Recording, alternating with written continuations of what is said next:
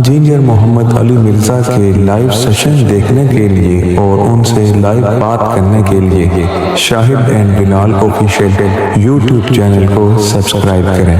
مسلم علمی کتاب۔ یہ نیکسٹ کوسچن نمبر 8 ہے، سرفراز بھائی کا قطر سے پوچھ رہے ہیں کہ مفتی طارق مسعود صاحب نے کہا ہے کہ عاشورہ کا جو روزہ ہے وہ ایک بھی رکھ سکتے ہیں، کیونکہ اب تو جو یہودی ہیں وہ روزہ رکھتے نہیں ہیں، تو آپ نے کہا تھا کہ 2 روزے رکھنے چاہیے 10 اور 11 کا، انہوں نے تو دلیل دی ہے، آپ کے پاس کیا دلیل ہے؟ محرم کے حوالے سے ایک بات کر لوں، یہ 10 محرم کا روزہ رسول اللہ صلی اللہ علیہ وسلم نے ارشاد فرمایا کہ عاشورہ کا روزہ مجھے اللہ کی رحمت سے امید ہے کہ 1 سال کے گناہوں کا کفارہ ہے، تو بڑی فضیلت ہے۔ رمضان کے بعد سب سے زیادہ فضیلت عاشورہ کے روزے کی ہے، 10 محرم کا روزہ۔ حدیث میں آتا ہے کہ آپ نے حکم دیا 2 روزے ملا کے رکھو، کیونکہ یہودی جو تھے وہ 1 روزہ رکھتے تھے، صحیح ہے نا، تو یہودیوں سے مشابہت سے بچنے کے لیے ہمیں حکم دیا کہ اس کے ساتھ ایک اور روزہ ملائیں۔ تو علماء یہ کہتے ہیں کہ آج کل یہودی 10 محرم کا روزہ نہیں رکھتے، تو اب مشابہت ختم ہو گئی ہے، تو اگر کوئی 9 10 یا 10 11 کا رکھ لے تو اچھی بات ہے، نہیں تو صرف 10 محرم کا بھی رکھ لے تو بھی انشاءاللہ پورا ثواب ملے گا، کیونکہ اب اس میں مشابہت رہی نہیں ہے۔ کیا دلیل دی انہوں نے؟ کہ یہودی تو اب روزہ نہیں رکھتے، تو اس لیے آپ ایک بھی رکھیں گے تو کفایت ہو جائے گا۔ نہیں، یہ دلیل تو مفتی صاحب یہ دلیل مفتی صاحب نبی الاسلام کے سامنے پیش کریں گے اور پھر نبی الاسلام سے فتویٰ لیں گے، تو نبی الاسلام تو دنیا سے جا چکے ہیں۔ اب نبی الاسلام کے جانے کے بعد میں تو ان سے کوئی رابطہ کر کے نہیں پوچھ سکتا کہ بتائیں آج کے لیے کیا حکم ہے۔ اس کو آپ مثال سے سمجھیں، صحیح بخاری میں حدیث ہے کہ نبی الاسلام جب ہجرت کے بعد پہلی دفعہ عمرے کے لیے آئے تو آپ علیہ السلام نے رمل کرنے کا حکم دیا تھا مردوں کو، اکڑ کے چلنا پہلے طواف کے 3 چکروں کے اندر، اور اس میں ہے کہ مدینہ شریف کی سرزمین مشہور ہو گئی تھی کہ یہ بیماریوں کی سرزمین ہے، تو نبی الاسلام نے صحابہ کو کہا کہ تم نے اکڑ کے چلنا ہے اور چھوٹے چھوٹے قدم اٹھا کے، تاکہ مسلمانوں کی صحت شو ہو۔ سیدنا عمر کہتے ہیں کہ اس وقت تو اس وجہ سے نبی الاسلام نے حکم دیا تھا، لیکن جو کہ یہ سنت ہے یہ قیامت تک کے لیے باقی ہے۔ حالانکہ اب تو ہم نے مکے میں رہنے والے کسی کافر کو نہیں بتانا کہ ہم مدینے سے آئے اور ہم بڑے صحت مند ہیں، لیکن یہ شریعت تو نہیں بدلی جا سکتی نا، جو نبی الاسلام نے تعلیم فرمایا ہے اس کو بدلنے کے لیے نبی الاسلام سے اجازت لینی پڑے۔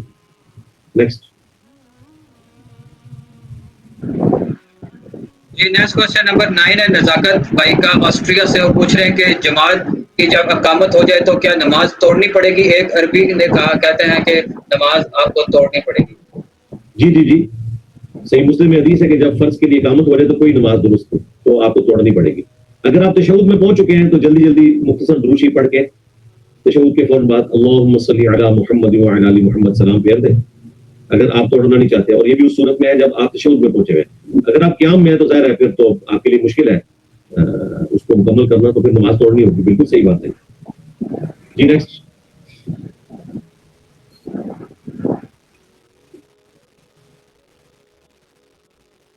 جی نیکسٹ کوسچن نمبر 10 ہے، رفت احمد بھائی کا بنگلہ دیش سے، پوچھ رہے ہیں کیا میں اسرائیل سے ریلیٹڈ جو ویڈیوز ہیں وہ اپنے چینل پہ آپ کی جو ویڈیوز ہیں وہ اپلوڈ کر سکتا ہوں؟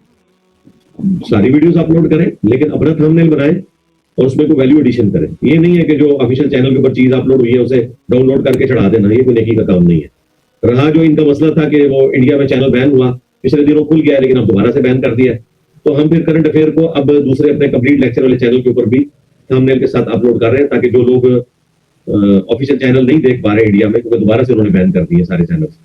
وہ شاید الگوریدم کا کوئی ایشو ہوا تھا، وہ 1 دن کے لیے چینلز کھلے تھے، تو وہ ہمارے دوسرے والے چینل سے دیکھ لیں، اور اگر آپ بھی کرنا چاہتے ہیں تو تھمبنیل اپنا بنائیں اور اس پہ کوئی بےہودگی والی چیز نہ لکھی ہوئی ہو تو آپ ضرور اپلوڈ کریں، ہم نے تو کسی کو منع نہیں کیا۔ جی نیکسٹ۔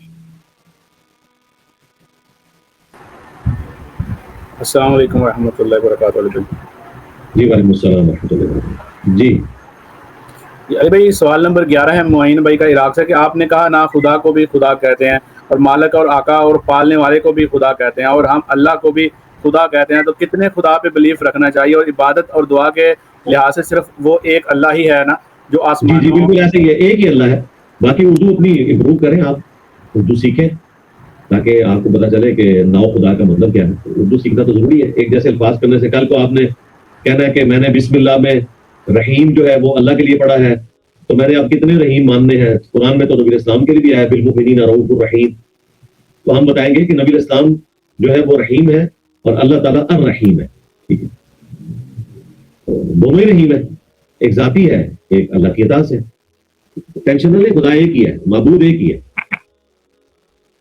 جی نیکسٹ.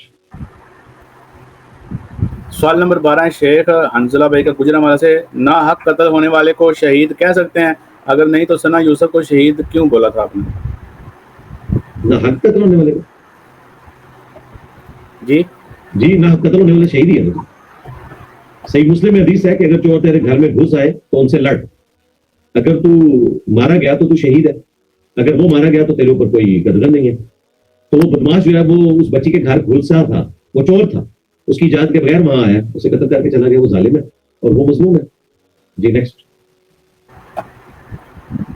سوال نمبر 13 ہے احتشام بھائی کا، کیا حضرت عثمان رضی اللہ عنہ کو غنی کہا جا سکتا ہے؟ اگر کہا جا سکتا ہے تو بریل بھی کہتے ہیں کہ داتا کہنا اگر غلط ہے تو حضرت عثمان کو کے ساتھ غنی کیوں لگاتے ہیں؟ دیکھیں اگر حضرت عثمان کو غنی اس طرح مانتا ہے کہ آج بھی وہ سخاوت کر رہے ہیں، دے رہے ہیں، لوگوں کو نواز رہے ہیں، تو غلط ہے. تو یہ کسی کا بھی عقیدہ نہیں ہے. ہم ان کو غنی کہتے ہیں کہ اپنے زمانے میں انہوں نے دین کی قربانی کے لیے رقم دی. اسی طریقے سے اگر ان کے جو حضرت علی اجمیری ہے اور ہمارے علی بن عثمان، ہم تو ظاہر نام ہی لیں گے، ہمیں تو نہیں پتا وہ کیا تھے، صوفی تھے، تو وہ اپنے زمانے میں اگر غریبوں کو دیتے تھے، غریب نواز تھے، داتا تھے، تو بس یہی بات کریں نا. یہ تو نہ کہ مرنے کے بعد قبر سے بھی وہ دے رہے ہیں. اس طرح کا عقیدہ آپ رسول اللہ کے بارے میں بھی رکھیں گے تو ہم آپ کو نہیں رکھنے دیں گے. نیکسٹ. سوال نمبر 14 ہے اسرار شاہ کا چیچا وطن سے کہ حضرت زینب علیہ السلام کی شادی کے وقت عمر کتنی تھی؟ پتہ نہیں جی، یہ آپ جا کے تاریخی کتابوں میں چیک کریں. نیکسٹ.